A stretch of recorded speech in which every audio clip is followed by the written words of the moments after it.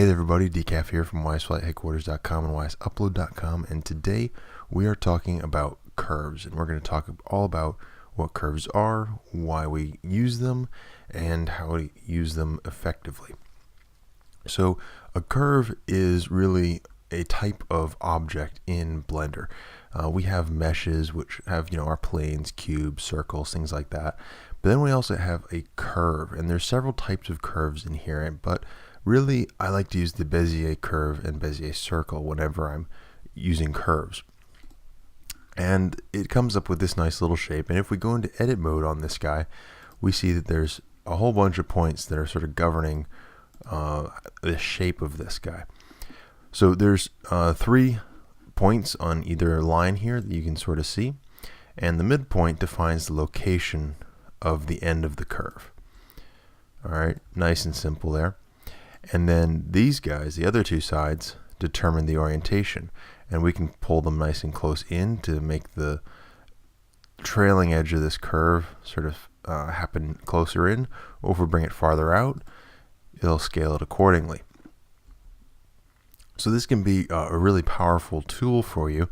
And in the past, I've used this pretty effectively. But, if we have a whole bunch of curves, we can get a lot of polygons as a result, because of as we look in here, there's a lot of different points that this is generating really. But what we can do is actually reduce that. If we come down to the button window here, in the curve and surface drop down window here, we can change this default resolution down. As you can see, we now only have 4 segments. Or we could make this incredibly high, like 100, and you can't really tell where is the straight line, where's not the straight line. So generally, if we're doing stuff for ysFlight, it depends where we're using the curves, how much we want the resolution to be. If we are doing something that's very, very complicated, we may want to reduce the number of vertices a little bit, so that we can extend our Bezier curve. And we can extend it by pressing the E button, having one of the endpoints selected. So we'd have a whole bunch more things to manipulate, but we'd also keep a manageable number of vertices in the end product.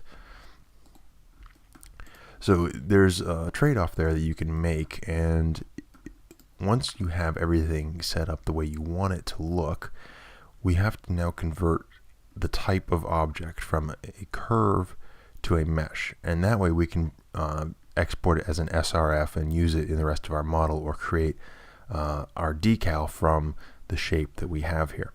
So to do that, there's 2 ways we can do it. First is the object, convert object type, go through that way, convert to mesh, and now we see all the vertices here. Or, as you probably just saw, what we can do is do Alt-C, and it's just the same shortcut menu, convert to mesh, or if you had some other type of object that it could turn into, it would pop up here. But we always want to convert to a mesh if we're going to be using this in ysFlight.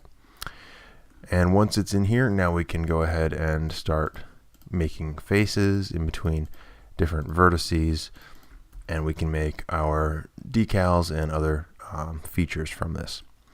So I hope this video was useful. If you have any questions about curves and how to use them, go ahead and send me a PM on ysflightheadquarters.com, or put a comment down below. Really, this video is just to give you the basic tools and let you go experiment on your own. And really, that's how you're going to learn the best. So I hope you find curves very useful in your projects, and I'll see you next time. Thanks for watching, guys. I hope you enjoyed this tutorial. If you want to find some cool add-ons for ysFlight, head on over to ysupload.com, the official add-on hosting site for ysheadquarters.com.